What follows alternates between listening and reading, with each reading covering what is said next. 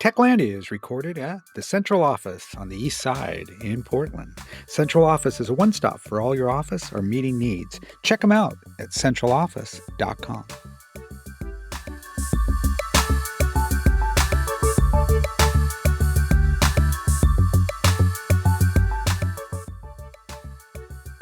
Welcome to Techlandia, a podcast about and for the technology industry, a place to learn, connect, and engage with leaders and thinkers involved in the technology industry.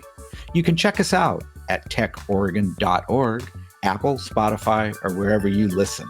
Thank you for listening and enjoy the show. Welcome to the latest episode of Techlandia, Tao's regular podcast series. I'm Skip Newberry, President and CEO of Tao. And with us, we are pleased to have us as our guest, Karla. Karla, welcome to our show. Hey Skip, happy to be here. How are you? Really good, really good. It's been an interesting week here in Oregon. Over the last 10 days or so, we've put on a ton of events ranging from like data centers and energy to dinners to coming up tomorrow. We've got our big annual summer gala party in the Pinot, which is a lot of fun. So I'm looking forward to it, but it's been a lot. How about you? Yeah, same here. We're doing events. I'm currently in South Florida, but I've been traveling. I was working on a film festival in Toronto. We have a Comic-Con coming up in Tampa. So, and of course the WordPress event in Oregon coming up. But we've been busy on my end. I don't even know how I'm still standing. I haven't gotten sleep in a couple of days. How about you? Oh, for sure. It's sleep has been in short supply, and you're on the East Coast too right now, which means it's even later. As we're recording this, it's like 4:30 on a Friday for me, so it's definitely getting later for you. And so, wanted to take a step back and Karla, you've started a company called Social Media SaaS, and yeah, I would love to hear a little bit of background. Most people who listen to this know that I like to start by asking our guests to share a little bit of their professional journey. So I was wondering if you could take us up to how you created the company and sort of what drives you and what you're passionate about throughout your career. Sure. So I actually, when I was in college, I would like to say around 2011, and that's Hmm. not giving away my age because I did have to go back to college because I had children early. Yep. So I graduated in 2011 and I wasn't sure exactly where I wanted to go with my career. So of course my parents were like forcing me at like 20 something into a medical career, which I wasn't happy. So I started exploring with my counselor and they started giving me entrepreneur courses. And then I heard about Newmark from Hmm. Craigslist. And that's how I kind of started getting interested in becoming an entrepreneur in technology because I was like, okay, well, I'm working these jobs in the medical field as a receptionist. Again, I was young and I was like, wow, this sounds like what I want to do, what I want to be. I want to be like Craig. And then I actually started learning WordPress and web development and design and everything online by myself. I would stay up really late. I had young children Hmm. and just study with blogs by reading blogs, by watching YouTube videos. And then I taught myself how to build websites. And that was the start of social media SaaS. But at the time, I didn't know it because I had created what I thought was the better copy of Craigslist. And That's so great. it was it was awful. It was looking back, when you look at your first designs and what you built that you thought were so great at that first startup, you're like, "Oh my gosh, that is so embarrassing." But hey, you have to start somewhere, right? And you continued on that journey, it sounds like. I did, and it was funny because it was just, I had moved to Florida after I got a divorce, and I was kinda lonely trying to build this company, and I decided to go to a meetup, an in-person event, and this was pre-pandemic, it was years ago, but I found a family in meeting people at these tech events. I had people who I would stay up late night talking on Zooms I don't know if it was Zoom, I think it was something else back in those days. I forgot Mhm. when Zoom came out, but, like, video conferencing, I think it was Google, the Google Plus, Yep, yep. I and remember Google we Plus. you remember Google Plus? I like Google Plus, but yeah, so we kind of started connecting with people in the tech industry and kind of forming little groups where we work together as freelancers. And one person was good at blogging, one person was good at marketing, one person was good at building apps, and we just kind of joined together as a community. And that was the big break that I needed to connect with the right people to start my own business. That's awesome. And so as the business is grown, it sounds like you're doing work really all over the place across a lot of different media. I mean, you were mentioning a film festival in Toronto and other stuff going on. I was wondering if you could give us a little bit of flavor for the various projects that you're involved in now. Whew. So currently the latest project is definitely the WordCamp, the WordPress event that we're going to be having in the Oregon Convention Center in Portland.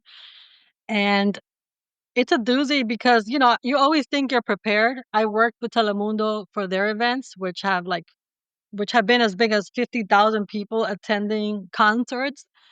And I don't know, it just feels like so much work goes into this. So I do work with a lot of events, but each event is special and just sometimes, from film festivals, you have like a different audience, then you have the WordPress community is a whole different audience. So the flavor is just like it's a different flavor everywhere you go. So it's always a learning experience. It's not the same thing you can repeat and copy certain things, certain tech things, but the flavor is always in that community that you're serving at the time, if that makes sense. It does. It does. Do you have like a certain process that you go through in terms of like getting to know a community or researching it ahead of time before you're doing these events? It's definitely through social media that I do a lot of research. Of course, web search now with AI. So I definitely look into the community to see what it's about. With Portland, I'm like, okay, let's keep Portland weird. That's interesting. I see you guys have a very colorful community around food and technology, and just it seems like a very free, community based place. So Mhm.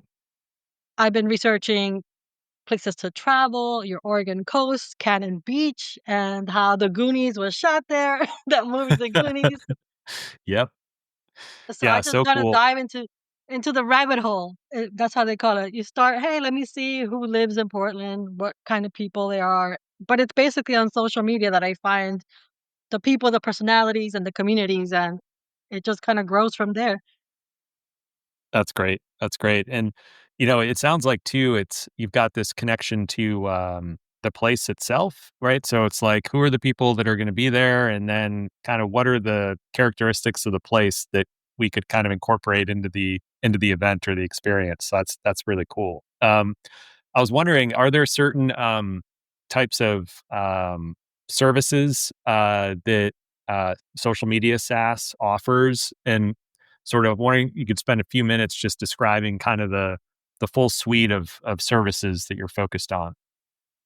So we do work with influencers. We do social media, of course, graphic design, website design through our different partners. I Mhm. do digital out of home, which is a really hot new, well, not new, but it's new that it's hot, that people are really interested in billboards, ride share, advertisements, advertisements at the local restaurants on screens. We do radio advertising. We do, what else? Like OPP, OTT. I always confuse it with that song OPP back from Oh yeah. that raps. I love all And these then we cultural references because I'm like, oh, I remember all these Goonies, OPP. You've got them all covered. oh my And I'm god. probably dating myself now, but it's all right. I think I've been doing that the whole time I've been talking to you guys. So yeah, a lot of marketing from my end, an event organization and working with organization teams who do the events to see how we best can collaborate because sometimes they already have it all together and maybe they just want, to see what little extra things they could do here and there for more promotion or just to have more people that they're targeting, other speakers they might not be connected to. So it's a lot of connecting people pretty much, and I think you guys know exactly what that's like. Yep. Exactly. We exist to connect people to one another and to resources. So we're fellow travelers in that sense. I was wondering, you've done some writing and speaking on the topic of attention is currency. What does that mean to you? Well, I think the world has changed so much that attention is the currency, that people are willing to do so many things for attention, even over money these days on social media. And it's not a bad thing, but it's like people are doing more to get likes or visibility on social or on their blogs or on podcasts over getting paid sometimes. So I think, sometimes people think I'm a weird futurist where I'm like, maybe in the future it won't be about money. It'll be about people, getting feeling like they're being paid by the attention they get, by Hmm. the freedom they get, by the experiences they're having over actual currency in the paper or digital form, if that makes sense. Yep. It does. It does. Are you seeing that you're like working with certain types of influencers and certain brands or certain categories? Like, have you, or is it all over the place?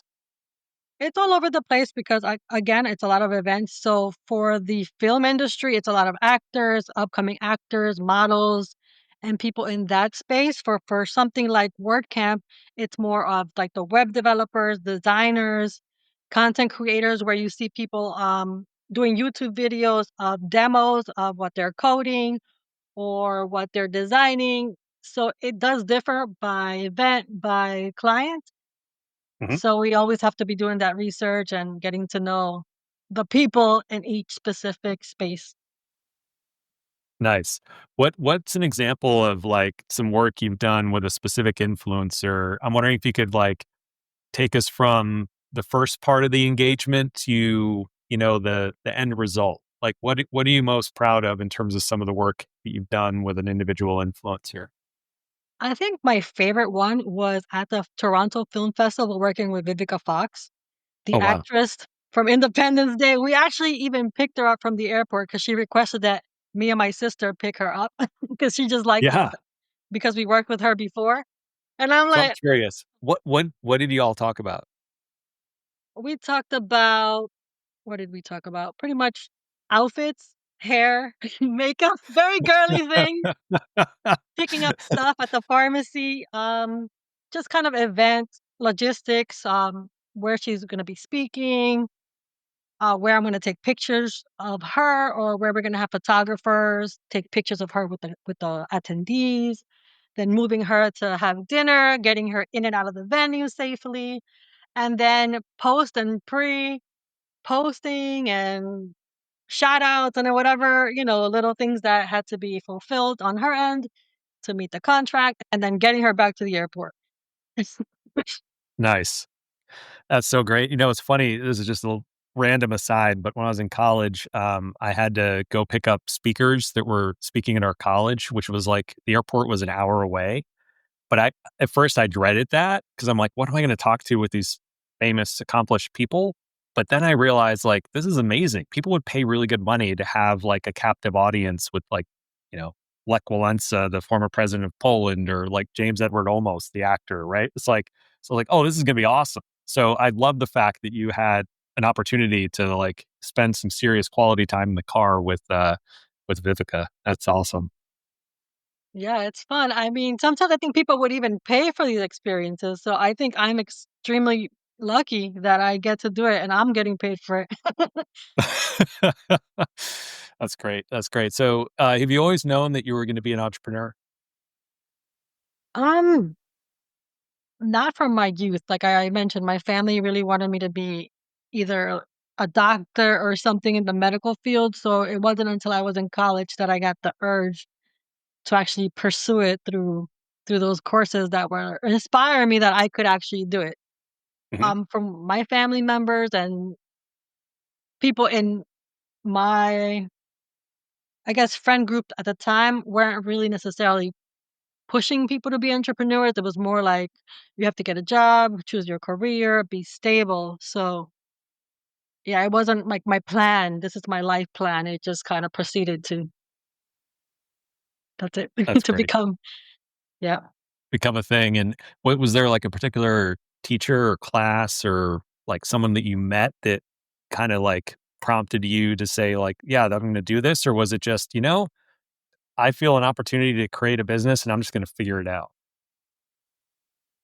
I think it was more of I see an opportunity to create a business and figure it out. I do have people that I listen to and like podcasts, so I do kind of see these media influencers or business influencers talking. So I can say somebody like Gary Vee, everybody probably is aware. He posts videos online and you get to hear them. Other entrepreneurs like Cody Sanchez, the popular entrepreneurs that you see posting online, of course, they make videos here and there that make sense to you or like inspire you. There are many people like that out in the community, but I can't say that I was just kind of looking at them and listening to their blueprint. It was more like, hey, yeah, I've seen videos from this person here and there. I've seen blogs written by these people. It was more of like looking at the context and saying to myself, oh, this makes sense to me. Let me take this piece and then work on it to fit my personality and my goals to where I'm going. And then it was just the networking. Hey, I have this opportunity here. Do you think you want to do it? And sometimes it was just like, I don't even know, but you know what? Let me try this. It was just about trying new things and following the road rather than having a specific plan. Hmm. And in like talking with people who want to, grow their personal brand and increase their reach and visibility as influencers, like what advice do you give them? Like what's kind of the secret sauce to being successful? I think it's really perseverance because sometimes you're going to hit and sometimes you're going to miss. Sometimes you're at the top of the mountain and you feel like, oh, wow, I've done this accomplishment. I feel great. It's going to be going up from here. But it actually goes down and you're like, it could get you sad if you're not mentally or emotionally prepared. And then that might make you quit ahead of time. So I think it's about seeing it as a roller coaster. You're not always going to be at the top, and it's interesting to watch celebrities because they also go through this. If when we're speaking about Vivica Fox at the time of the film festival, there was a bunch of people attacking her on her looks and different things online. But you know, she said, "Hey, that's just noise, and that's what people do." So she's just proud to be a woman that has survived all these years in a profession that might not have been as friendly to women as she would have liked. So that was Yep. really inspiring to me. And it's like just to know that there are gonna be ups and downs. It's not always, hey, I'm always at the top and everybody loves me. So and when people don't, to kind of just see it's not me as a person, it's just sometimes it's the trend, sometimes it's people like Crocs. I don't like Crocs, right? So it's a Right. preference. Crocs are slippery. Right. Totally. Totally. Is it like good advice to when do you know when to like let something go and just ignore it because it's noise versus how do you know when to engage with something? Like it could go out of control if you don't engage with it. Hmm. I mean, for me, it's just something that I feel. I know it's gonna be weird because people wanna, "Hey, did you measure this here?" Where you're looking at analytics, and yes, Mhm. that's one place that can help people, looking at the analytics, looking at the trends, and then analyzing yourself. So, okay, let's take any controversy. What's the latest controversy? The latest controversy. I feel like there's almost too much to choose from right now. So, are the people correct in the controversy? So right now, I think it's Coldplay catching its Oh, CEO or something. yeah, that's really recent. My Instagram was blowing up last night. So, like, that's the worst situation that could probably happen to somebody in a CEO position, right? So, Yep, I guess he's sitting there with himself analyzing, right? Did I make the best actions? Was this the right thing to do? Obviously, the people in the audience are saying no. So, so it's something totally. like to personally observe, but at the same time, hey, look, the people make sense, right? So, Yep. Analyze yourself and analyze what's happening to see, Right. what course of action you should take. Yeah, I think that that makes a lot of sense, and it's one of those things too where, it's like a cautionary tale for folks to, in this age of social media, stuff can become viral really quickly, and, it's not just about, like, what you're saying on social media, it's also the fact that anywhere you go in a public space, there's cameras, there's phones, and stuff can be recorded and shared. Yes. Yeah. It's interesting. As a parent of 2 teenagers, I worry sometimes that, you know, do my kids have enough tools in their toolboxes, so to speak, to know how to navigate all that? But I think at the end of the day, they're probably savvier than I am. I mean, you would hope, right? But I think it's always like because sometimes I don't know, I have boys, I feel like they feel like they're on top of the world all the time, and it's like you keep warning them, "Hey, like, how careful are you actually being?" Yeah. People fall off Yeah. cliffs all the time when they go take pictures, like, maybe I'm just worried, overly worried. Yep. Yeah, totally. No, I get it. And I'm right there with you on that one. And I'm wondering with some of the influencers that have been particularly successful, do you see certain patterns emerge? Like, are they like really authentic? Do they share a lot about like personal stuff? Like, what are the things that really cause an influencer to stand out in your mind? I think the ones I worked with, one, they actually fulfill the contract, so people actually keep calling them. So it's not just about showing up. It's did you read the contract? Did you post what you said you were gonna post? Those people usually get callbacks, which enables them to grow because they fulfilled their business side of being an influencer. And I Hmm. think some people forget about that part. Yep. Keeping your end of the deal as as an influencer, not just showing up and thinking that, hey, everybody loves me because I have this high number, but also being very focused on fulfilling your promises, your contracts, etc., so that you can keep growing and then getting paid and being successful in that front. Hmm. I'm wondering, you don't have to share any names or anything, but like in the abstract, like what's the craziest influencer type stunt that you've come across? Stunts. Or at least like what's the thing that kind of like, someone did something completely outlandish and you were like, wasn't expecting that. Well, I mean, I watch a lot of these. Do you know Mr. Ballin and the crazy, like extreme, where it goes all the way to the wrong end? It's not positive outcome, and people are taking pictures, and then they don't come back. Like I don't even mean to laugh at that, but I'm just Right. trying to Yeah. explain it. Yeah. That people will risk, you know, their own lives to get the perfect photo, and then something tragic happens, or there's a dare or something crazy. I'm not sure if the kid that fell or jumped off the cruise ship and then he was gone and there were sharks everywhere. I don't know if that was a dare or what happened, Hmm. but he didn't pop back up. So he was influential because it was a tragedy. So that to me is more on the extreme of what people are willing to do to kind of have that attention as we were talking about as the attention is the what did we say? Yeah. Currency or Currency. the, yeah. But to your point, I mean, it's almost like that's the defining moment in their lives. And people are willing to go to those lengths to just be famous, even if it's toward like that's the end, right? You know what I mean? Yeah, That's wild. Yeah. it And is. frightening on a certain level too that we've hit that point. Mhm. Yep.